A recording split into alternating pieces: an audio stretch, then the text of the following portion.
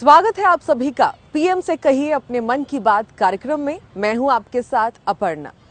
तो इस प्रोग्राम के जरिए हम कोशिश करते हैं कि जनता की आवाज को सीधा प्रधानमंत्री तक पहुंचाया जाए, जिसके बाद सरकार जनता की समस्याओं और जनता की परेशानियों का समाधान निकालने की कोशिश करती है। तो चलिए बिना किसी देरी के शुरुआत करते हैं पीएम से कहिए अपने मन की बात कार्यक्रम की।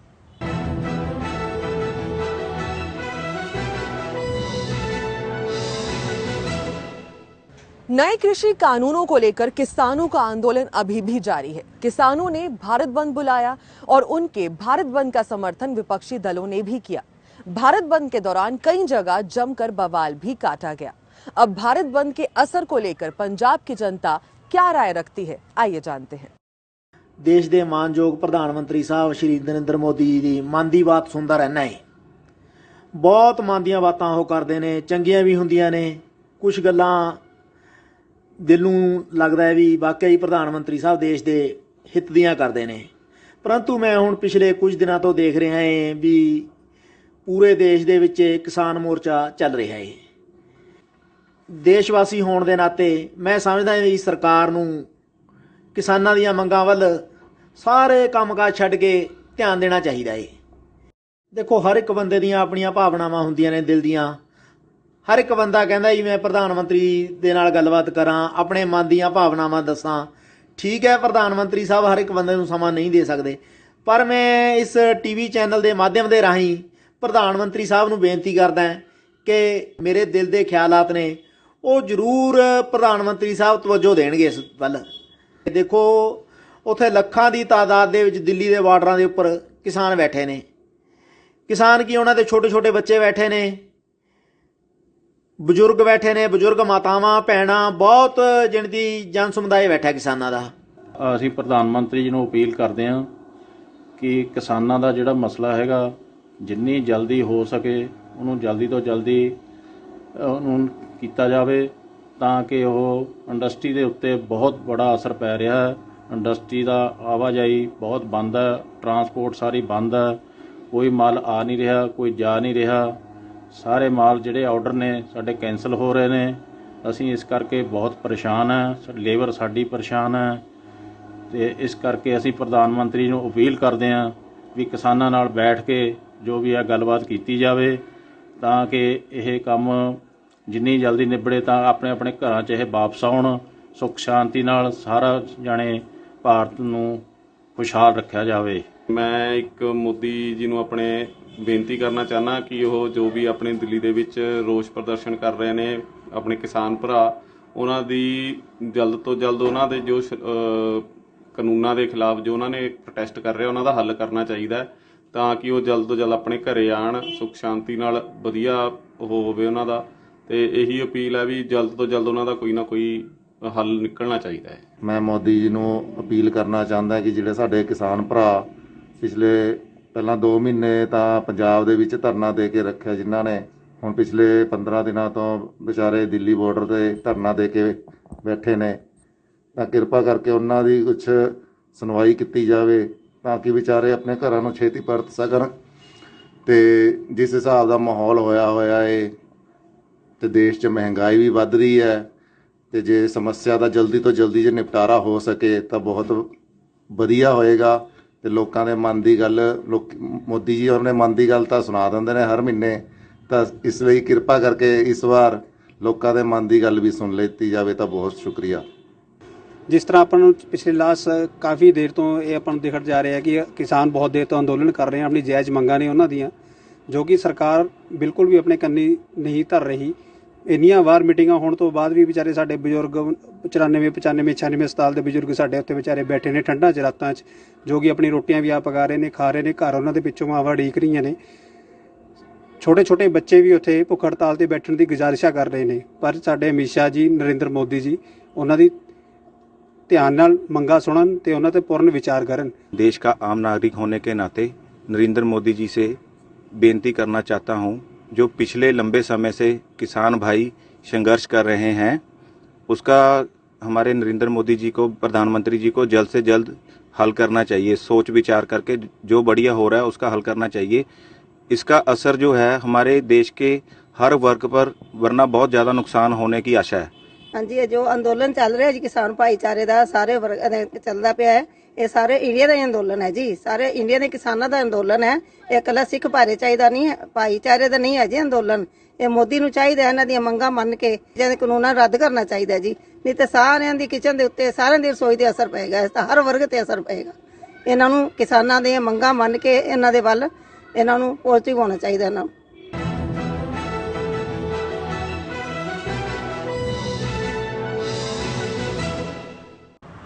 किसान नेताओं के साथ भले ही सरकार बैठक कर बातचीत के जरिए कोई समाधान निकालने की कोशिश कर रही है, लेकिन अभी तक की हुई सभी बैठकें बेनतीजा साबित हुई हैं और यही वजह है कि किसानों का आंदोलन अब उग्र रूप लेता हुआ जा रहा है। इसी के साथ किसान आंदोलन को लेकर मचे घमासान पर हरियाणा वासी क्या कुछ कहते हैं, क्या राय रखते हैं, आइए जानते हैं। एक्चुअली क्या है, ये जो मांगे हैं किसानों की ये जायज़ हैं और इसमें संशोधन करके सरकार को मौजूदा इसमें कानून बनाना चाहिए। जो इनकी मांगे हैं, ये कहते हैं कि जो बिल है एमएसपी है, जैसे हमने भी बात की थी किसानों से, उन्होंने कहा कि जो ये कानून है, जो उनका रेट ऑफ वो है फसल का, वो उनको एमएसपी रेट पे मिलना चाहिए। कि उनका ये है कि बहुत से लोग इनसे कम रेट पे फसल खरीद लेते हैं, ये बहुत उनके साथ नाजायज़ है और इसको क्लियर तरीके से उनको इंटीमेशन करना चाहिए और मानना चाहिए। अब ये सरकार अगर मांगो नहीं मानेगा तो ये और भी हो सकता है सरकार गिरने की भी नौबत आ सकती है। हम तो चाहते हैं कि इनकी मांगों को जल्द से जल्द माना जाए। और ठंड का माहौल है, अगर एक आध इंजर हो जाता है या फिर कोई दुर्घटना हो जाती है किसानों के प्रति, तो एक हरियाणा सरकार के प्रति काफ़ी वो है। और किसी किसानों से कुछ लेना देना नहीं है, हम अपने स्वार्थ की सिद्धि के लिए ये लोग ये कर रहे हैं। बाकी ये बताइए, जब सरकार कहती है आपकी तबीयत अपनी जो भी फसल है कहीं बेचो, जितने में ज़्यादा बेचो, तो अब उनको प्रॉब्लम क्या रही है? अब उनकी ये है ना, जरा पद गया, प्रतिष्ठा गई, मान सम्मान में ठेस पहुंच रही है, इसलिए ये ऐसे ही ना भौं भौं की आवाज़ कर रहे हैं। ये राजनीति जोड़े किसानों को लेना देना ही नहीं है। इनमें ऐसे लोग, अगर उनको ये पूछो कि यार ये गेहूं का पेड़ होता है, पौधा होता है, चने का पौधा कैसे होता है, उनको पता ही नहीं है। तो ये सिर्फ अपनी राजनीति चमकाने की बात है, किसानों से कुछ लेना देना नहीं है। तो मेरे तो ये कहने की बात है, इसलिए कुछ पार्टियों को ये इसलिए दुख हो रहा है, जैसे वो कुत्ते रो रहे थे ना, ऐसे ये रो रहे हैं। अगर फ्री में उनको मिलता, अब फ्री में तो मिल नहीं रहा, अब कोई पूछ नहीं रहा, तो इसलिए जैसे वो रोते हैं ना फ्री में, इसलिए वो भी हो कर रहे हैं। ये इसलिए श्रीमान जी, ये कांग्रेस पार्टी का ऐसे भट्टा होगा, कांग्रेस वाले ऐसे इसलिए रो रहे हैं, जब वो ना अगर उनको फ्री में ऐसे मिलता तो बढ़िया, अब वो मिल नहीं रहा, तो जैसे वो भौंक रहे तब ये भौंक रहे हैं। देखो, हरियाणा वासियों का कोई अभी तक स्पष्ट रुख नहीं है, दोनों 50-50 हैं, ना तो वो हाँ में है ना वो उसमें है। पर देखो, किसान भी अपनी मांगे जायज़ मांग रहा है सरकार से, सेंट्रल गवर्नमेंट से। पर स्टेट गवर्नमेंट का इसमें तो कोई रोल ही नहीं है, और सेंट्रल गवर्नमेंट इनको ये नहीं करवाएगी इनको पास, और इनको ये आंदोलन पर रहना ही पड़ेगा। काला कानून तो हटना ही चाहिए ये वाला। काफ़ी दिन हो गए, 15 दिन से लोग परेशान हैं, पर वार्ता भी हुई है पर कोई असर नहीं निकला इसका। अब ये 14 तारीख को कह रहे हैं कि जयपुर हाईवे और दिल्ली हाईवे बंद करेंगे, तो अभी तो बेनतीजा है सारी बातें। सरकार जो कर रही है वो ठीक कर रही है, ये तो हमें गलत दिखाई पड़ रहा है। सरकार ने जो ये कर दिया, एमएसपी वो लागू कर दिया, और जो सुविधा दे रही है वो ठीक ही दे रही है। ये तो सरकार भी कह रही है, विपक्षी पार्टी जो तो हंगामा करवा रही है, ये है और कुछ नहीं है। यही सुनने में आ रहा हमको भी। अब ये सरकार खुद हर रोज समाचार सुनते यही बात आ रही है सामने। अब बिल्कुल जो सरकार ने कानून पास कर दिए तो आंदोलन तो खत्म करना चाहिए।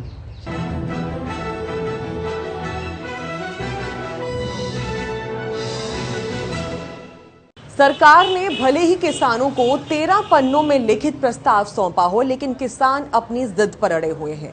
जहां एक तरफ सरकार का यह कहना है कि वो कृषि कानूनों को वापस नहीं लेगी, तो वहीं दूसरी तरफ किसान अपनी जिद पर अड़े हुए हैं कि जब तक सरकार नए कृषि कानूनों को रद्द नहीं कर देती, तब तक किसान चुप नहीं बैठेंगे। तो इसी आंदोलन को लेकर अब उत्तर प्रदेश की जनता क्या राय रखती है, क्या कहना चाहती है, आइए सुनते हैं। देखो, ऐसा किसानों की बात को सुनना और समझना चाहिए, ठीक है? क्यों, आखिर किस कारण से किसान कंफ्यूज है?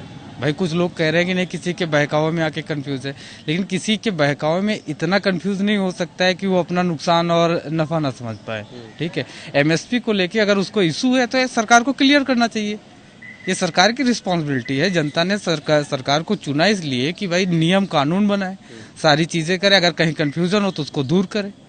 ये थोड़ी नहीं तानाशाही के लिए थोड़ी ना सरकार बनी है। नहीं, बिल्कुल आना चाहिए। इस हिसाब से इतनी अच्छी गवर्नमेंट है, अपना इतना अच्छा चला रही थी सब।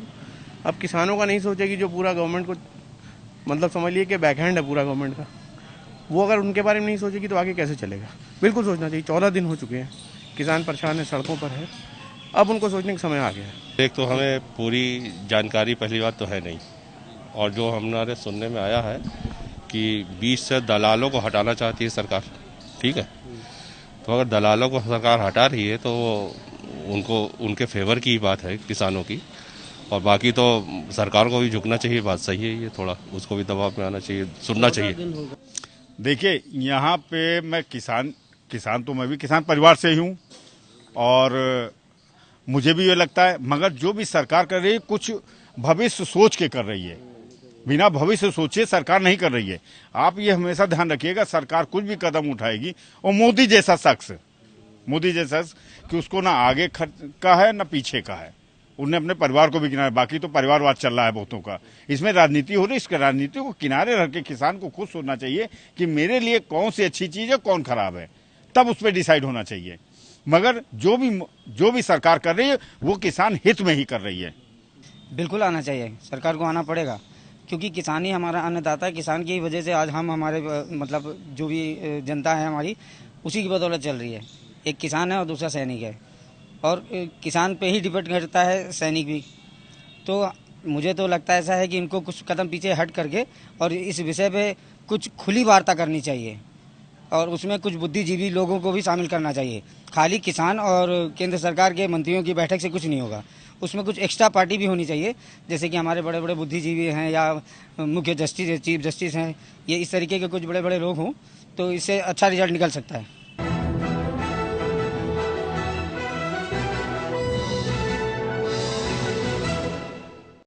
केंद्र सरकार ने कोरोना वैक्सीनेशन के प्लान की घोषणा कर दी है। ये वैक्सीनेशन कब, किसे और कहां मिलेगी, इसके लिए और इसकी जानकारी के लिए कोविन एप्लीकेशन डेवलप किया गया है।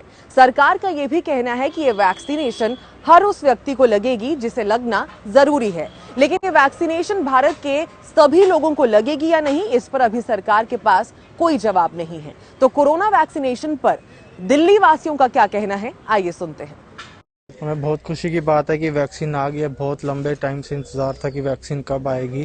खुशी की बात है वैक्सीन आ गई है, पर जैसे सरकार बोल रही है कि कोविन ऐप है, अभी तक कोई प्ले स्टोर या एप्पल ऐप स्टोर पे कोई ऐप अवेलेबल नहीं है।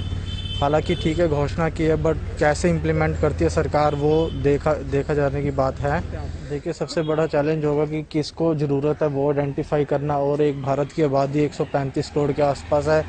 हर किसी को वैक्सीन किस तरीके से गांव के दूर दराज के एरिया में कैसे पहुंचेगी वैक्सीन, वो एक बहुत बड़ा चैलेंज होगा। ठीक है, अब मोदी जी ने जैसे मन की बात में अनाउंस किया कि वैक्सीन आ गई है, और सारा कुछ इम्प्लीमेंटेशन पे मैटर करता है। यूके की ठीक है पॉपुलेशन बहुत कम है इंडिया के मुकाबले, और वहाँ थोड़े चैलेंजेस कम आएंगे, पर इंडिया की आबादी को देखते हुए थोड़े चैलेंजेस ज़्यादा आएंगे। मेन जो होगा इम्प्लीमेंटेशन पे होगा। ये बहुत अच्छा स्टेप है, बट एक ऐप बनाना बहुत अच्छी बात है, परंतु हमारा देश जिसमें ऐसे भी देश है जहाँ पे अभी बिजली भी नहीं पहुंची है, और फोन की समस्या, फोन की जो रीच है वो तो बहुत दूर की बात है। तो वहां तक कैसे पहुंचा जाएगा, ये एक चैलेंज रहेगा ऐप के जरिए। ऐप का माध्यम अच्छा है, परंतु और कुछ करना चाहिए। इसके बारे में डिटेल में तो मैं कुछ नहीं बता पाऊंगा, बट कुछ और भी सरकार को कदम उठाने पड़ेंगे। कोविन का मैंने मन की बात में सुना था कि मोदी जी ने बताया है कि कोई ऐप लॉन्च की है, परंतु मैंने उसको सर्च किया तो मुझे प्ले स्टोर पे और आईफोन पे दोनों पे मिली नहीं। बिल्कुल जी, ये सरकार को पूरा डिटेल बताना चाहिए, उसका लिंक प्रोवाइड करना चाहिए RWAs में, और ज्यादा से ज्यादा माध्यम से उसको पहुंचाना चाहिए लोगों को। ये बहुत अच्छा कदम है, और जैसा बताया उन्होंने, पहले फ्रंट वॉरियर को और फिर उसके बाद हेल्थ अपना उनको देंगे, उसके बाद 50 साल से ज्यादा उम्र के लोगों को देंगे। ये बहुत अच्छा कदम है, और ये बहुत अच्छा स्टेप है कि आप प्रायोरिटी वाले लोगों को सबसे पहले दे रहे हैं। ये तो अच्छा बात है, जब बाहर आएंगे निकल गए सबको पास आ जाएंगे, ये तो बड़ी बात है, सबको मिले। सबको, आम आदमी बड़ा से लेके छोटा तक सबको ही मिलना चाहिए। जैसे गरीब आदमी को मिलना चाहिए, बड़ा आदमी को मिलना चाहिए, करोड़पति आदमी सबको मिलना चाहिए, सब अच्छा रहे, ये तो हम लोग चाहते हैं। सरकार तो फ्री में बच्चों में, गरीब आदमी को तो फ्री में देना चाहिए, और मिडिल क्लास के लिए तो थोड़ा बहुत राहत करना चाहिए। जो रेट सबको लिए तो समान नहीं होना चाहिए और सबको मिलना चाहिए। सुना तो मैंने भी है कि आने वाली है, लेकिन ये कहाँ तक जमीनी स्तर पे कहाँ तक सही होगी ये पता नहीं है जी। क्योंकि हमारे देश में बहुत सारे गांव हैं, वहां तक पहुंचेगी कि नहीं, जिनका फोन ही नहीं है। बिल्कुल, तो उनके पास कैसे पहुंचेगी जी। या तो इसको गवर्नमेंट मोदी जी कुछ ऐसे काम करें जो वहां तक पहुंच सके। बिल्कुल ठीक है, नहीं पहुंच पाएगी तो उनके पास फोन ही नहीं है। देखो जी, कहने को तो बहुत कुछ कहती है सरकार, लेकिन वहां तक पहुंचना बहुत मुश्किल है जहां तक पहुंचनी चाहिए जी। पहले बड़े बड़े लोग ही ले जाते हैं, छोटे तक पहुंचना बहुत मुश्किल हो जाता है। बाकी देखो क्या होता है क्या नहीं, सस्ती होनी चाहिए जी। 500 का रेट होना चाहिए ज्यादा से ज्यादा, जो कि हर बंदा लगवा सके। वह तो 1000 में सुनने में आ रही है अंदाजा, बाकी देखो 500 तक रखें ताकि हर नागरिक लगा सके। दिल्ली में तो अभी आई नहीं वैक्सीन, अभी तो लोग ऐसे ही चल रहा है सारा जी। बातें सुन रहे हैं लोगों की, आएगी नहीं, कब आएगी जी। कोई कह रहा जनवरी में आएगी, कोई कह रहा फरवरी में आएगी, कोई कह रहा 6 महीने लग जाएंगे। गरीबों के लिए तो फ्री होनी चाहिए बिल्कुल, इसमें तो है नहीं। वो कहाँ तक लगवाएगा 500-1000 रुपए देके? देखिए घर में 5-10 आदमी है, वो कहाँ से जाएगा 10,000 रुपये खर्च करने के लिए? वो डोज बता रहे हैं 2 बार लगेंगे, तो 2 बार खर्चा उसका 20,000 का हो गया 10 आदमियों का। ये तो अब सरकार ही बताएगी इसके बारे में। काम अच्छा करेंगे तो नरेंद्र मोदी को वो दिया जाएगा, अच्छा मतलब शाबाशी दी जाएगी, मतलब अच्छा काम कर रहे हैं ये लोग।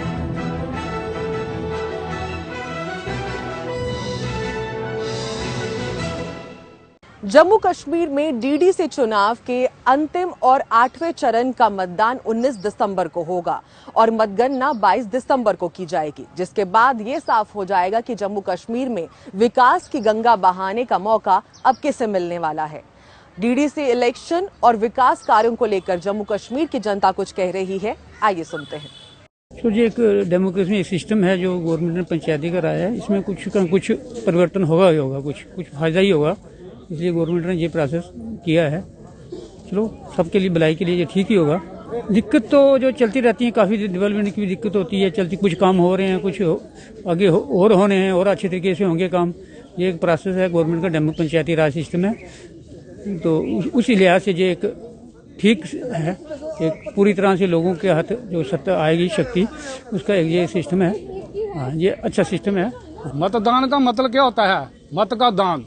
मत का दान ये हो गया कि जो हमारा वोटर है वो अपनी मर्जी से वोट डालेगा जी। चाहे वो जिस मर्जी पार्टी को डाले, ठीक है। अगर किसी के आने से और किसी के देखने से कोई बोले कि वो बंदा उस पार्टी को वोट डालेगा, वो उसकी गलत फहमी है जी। सर उसको बंद कर देना, वो चल रहा है पानी। सबसे बड़ी बात ये होती है कि हमारा देश जो है लोकतांत्रिक देश है, जहाँ सभी को वोट डालने का हक है, अपना संविधान है। अगर कोई बंदा आया है, वो आएगा, देखेगा, निरीक्षण करेगा और चले जाएगा।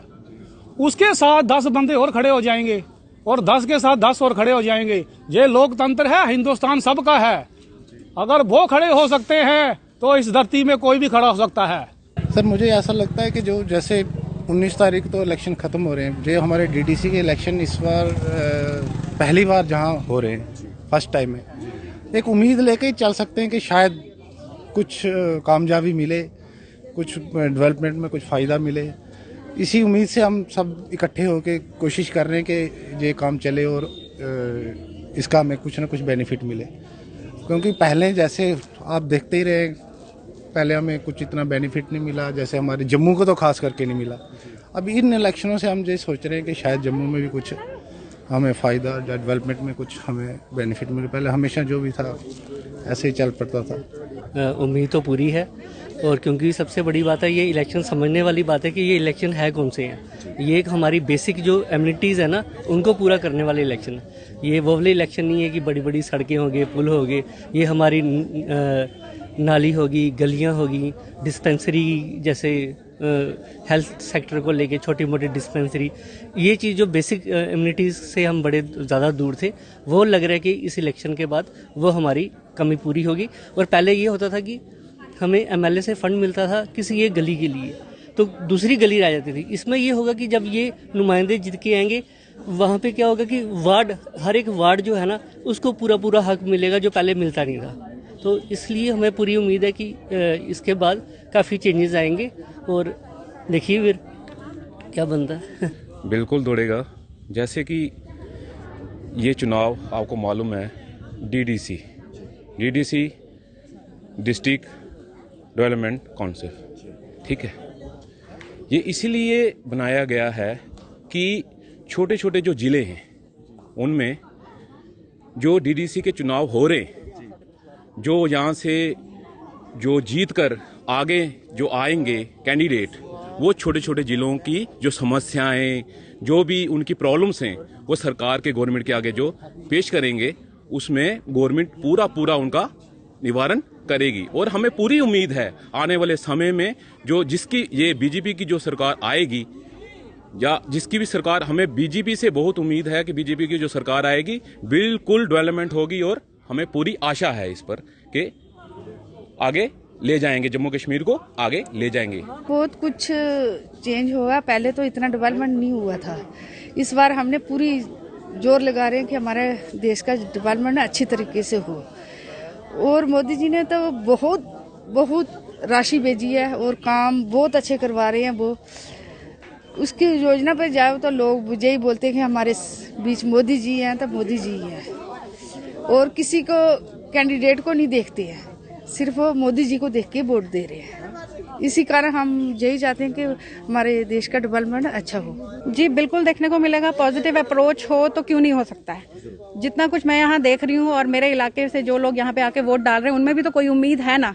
उम्मीद होगी तो डेवलपमेंट होगी, डेवलपमेंट होगी तो दिखेगी, और दिखेगी तो वोट्स भी ज्यादा मिलेंगे।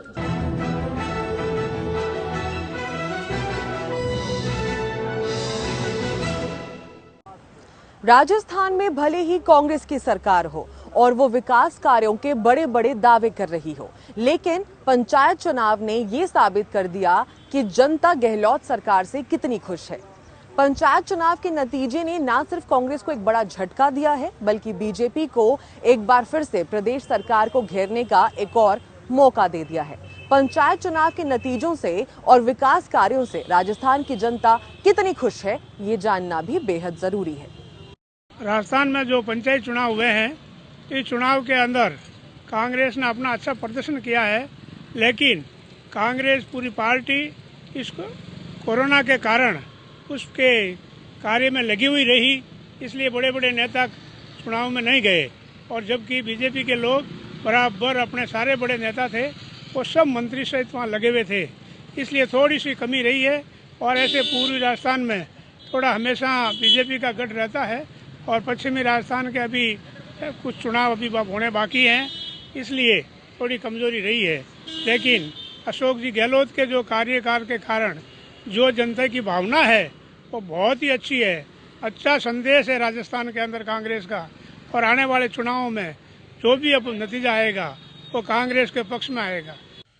जिला परिषद और पंचायत समिति के चुनाव में भारतीय जनता पार्टी ने कांग्रेस को करारी शिकस्त दी है, और जहां तक आज प्रधान और पंचायतों में जो प्रधान के चुनाव होने हैं उसमें भारतीय जनता पार्टी पूर्ण बहुमत से जीतेगी। जहां तक अभी तक कह रहे थे कि कांग्रेस की सरकार के 2 साल हो रहे हैं पूरे, लेकिन अब ग्रामीण में जिस हिसाब से भाजपा को लोगों ने पसंद किया है, ग्रामीणों चाहा है, और भारतीय जनता पार्टी के सभी जो ग्रामीण दस्तक में आज दस्तक दे दी है। और आने वाले जो विधानसभा चुनाव भी होंगे 2023 में, ये उसी का एक पूर्व परिणाम आप देख सकते हैं कि जनता कितनी परेशान है। 2 साल हो गए, अभी सरकार ने कुछ किया नहीं, बताने के पास लिए इनके पास कुछ है नहीं। पहले तो मैं सबसे पहले जो विजयी उम्मीदवार हुए कांग्रेस के, उनको सबको हार्दिक बधाई देना चाहता हूँ। जिस तरह से पंचायत चुनाव, जिला परिषद चुनाव और निकाय चुनाव हुए हैं, हर चुनाव में एक अलग मुद्दा होता है।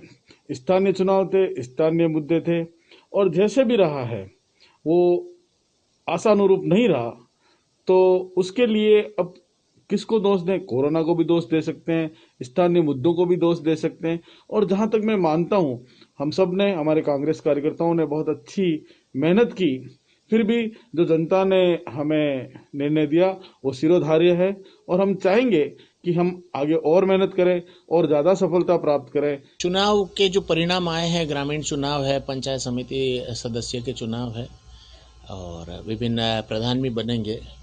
जितनी आशा थी उतना रिजल्ट रहा नहीं है, कोरोना काल में बहुत सारे समस्याओं से ग्रस्त रहा है हमारा पूरा राजस्थान। इसके कारण से जो आशातीत सफलता मिलनी थी वो मिली नहीं है कांग्रेस को। उसके बावजूद भी कांग्रेस का प्रदर्शन बराबरी पे रहा है। भारतीय जनता पार्टी के दावे थे कि हम पूरी तरीके से स्वीप करेंगे, बराबर कॉन्टेस्ट रहा। शुरुआती रुझान हमारे पक्ष में थे, पीछे से थोड़ा परिवर्तन हुआ। निश्चित तौर पर इस पर मंथन भी किया जाएगा। और ये चुनाव वैसे ग्रामीण क्षेत्र के चुनाव है और वर्तमान परिप्रेक्ष्य में बहुत सारी समस्याएं जो चल रही है कोरोना काल को लेके। संसाधनों का सारा उपयोग कोरोना के कारण से जो अस्पतालों में खर्च हो रहा है, इसके कारण से जो दिक्कत है उसको लेके थोड़े परिणामों में अंतर आया, ऐसा मेरा मानना है।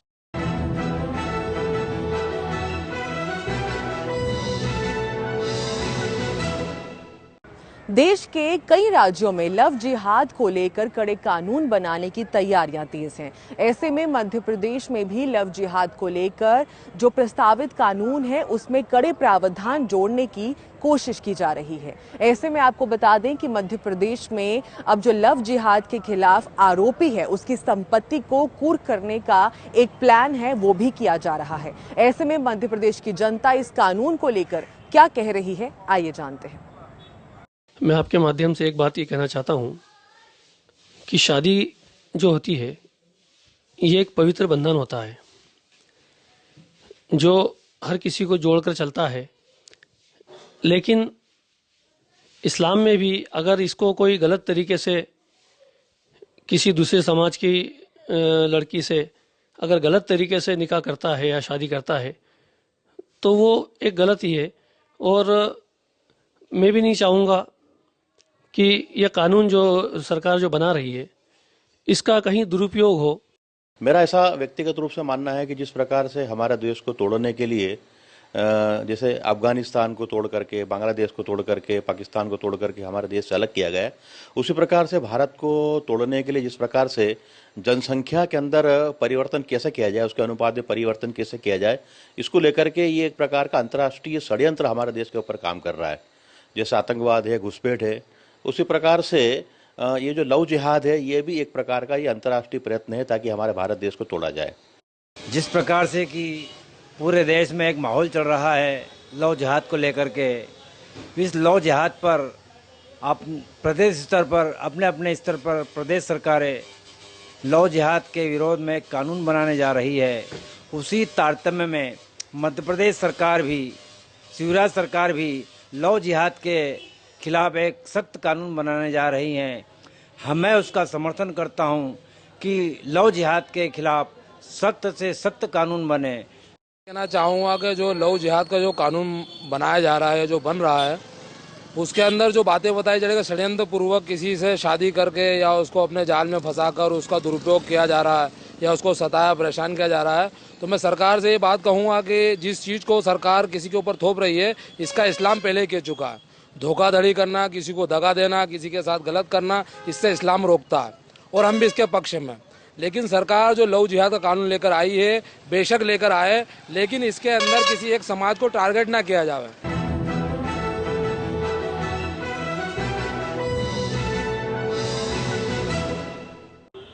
अगर आपने कड़ाके की ठंड से बचने के लिए अभी तक कोई उपाय नहीं किए हैं तो अब आप तैयार हो जाइए, क्योंकि उत्तराखंड समेत कई पहाड़ी इलाकों में इस बार हाड़ कंपाने वाली ठंड पड़ने वाली है और इसके साथ ही तेज बर्फबारी और भारी बारिश का भी अलर्ट जारी कर दिया गया है।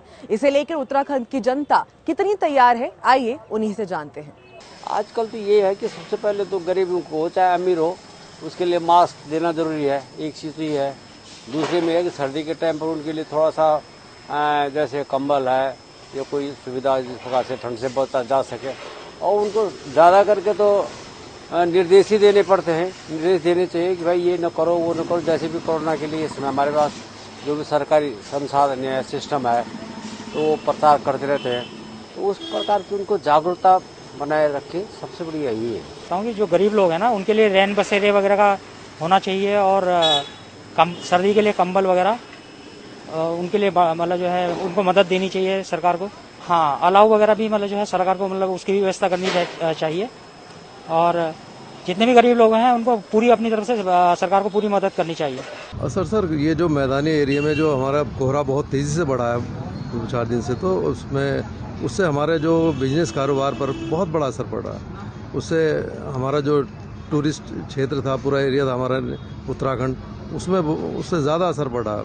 हमारा बिजनेस कारोबार बहुत ज़्यादा बढ़ा हो रहा है। जो हमारे टूरिस्ट आने वाले थे उन पर भी बहुत बड़ा असर पड़ा है। कोरोना के कारण जो है हमारे केसेस बढ़ने शुरू हो गए, क्योंकि आजकल ये जो कोहरा है बहुत तेज़ी से आ रहा, बहुत ज़्यादा घना कोहरा आ रहा, इससे हमारे केसेस भी बढ़ने शुरू हो गए हैं और पब्लिक में भय का माहौल है थोड़ा सा। व्यापार, कारोबार, पर्यटन, उद्योग सब चौपट से कोरोना महामारी के समय से।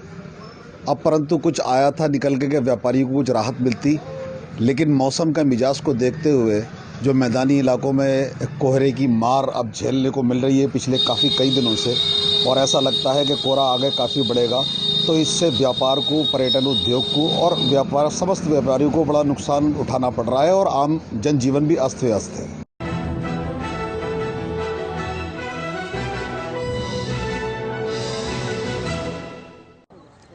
तो चलिए इसी के साथ इस हफ्ते पीएम से कहिए अपने मन की बात कार्यक्रम में बस इतना ही। अगले हफ्ते फिर आपसे मुलाकात होगी, आप ही के सवालों के साथ, आप ही के सामने।